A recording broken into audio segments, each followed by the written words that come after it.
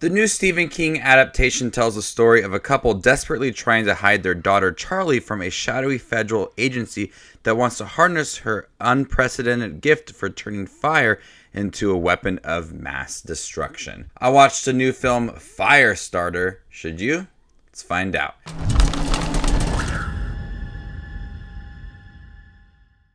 How's it going, movie watchers? Thank you guys for stopping by my channel. Today we're going to talk about the new Stephen King adaptation, Firestarter. This is a remake of the 1984 film, which starred Drew Barrymore in the role of Charlie. This young girl's firepower is becoming harder and harder to control. I actually have never seen the 1984 Firestarter film until last week for the first time. And this remake starring Zac Efron has the same problems as that original film.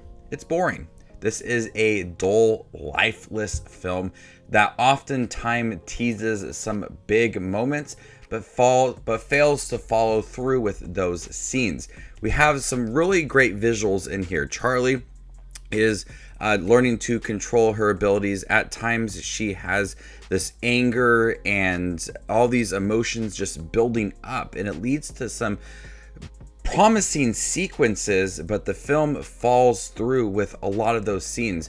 When she is scorching her enemies or innocent animals, it could lead to some really drastic scenes, emotional moments for this young girl, but the movie just does not deliver on those scenes. So many times the film is going into the territory of it being a horror film. There's some thrilling sequences, but it really just takes it away immediately, and those scenes feel few and far between. So when we do get them, it seems like it's going to be something exciting, but then it just halts it right there and gets rid of it. And those sequences are truly a disappointment, because early on, after watching the original film, I felt like it could dive a little bit deeper into the horror elements. There could be some sequences that seemed a little bit chilling at first, but quickly just exhaust those scenes. They're no longer thrilling at all. So a lot of those moments I found to be truly disappointing. I like Zac Efron. I think he is a talented actor, and I like him in a lot of the movies I have seen him in. But here, there's not much for him to do besides protect his daughter. And that's a pivotal part for the film. Moments that really test Charlie and Zac Efron's character, the father, those moments could be some of the more emotional moments between the two. You really feel that bond that's growing throughout the film. If there was more dramatic sequences between Charlie and Zac Efron's character, that those scenes are lacking, so it doesn't really feel like the bond between them is growing, and you never feel like there are emotional pivotal scenes for this film. I do gotta say that Kiara Armstrong is great in the film. The movie really relies on her. The poster is all about her, but Zac Efron's the big name within this film, but she's the one that carries this movie. She showcases a lot of emotions. She's angry, she's upset quite often. She doesn't know how to handle her powers, and we see that within the film.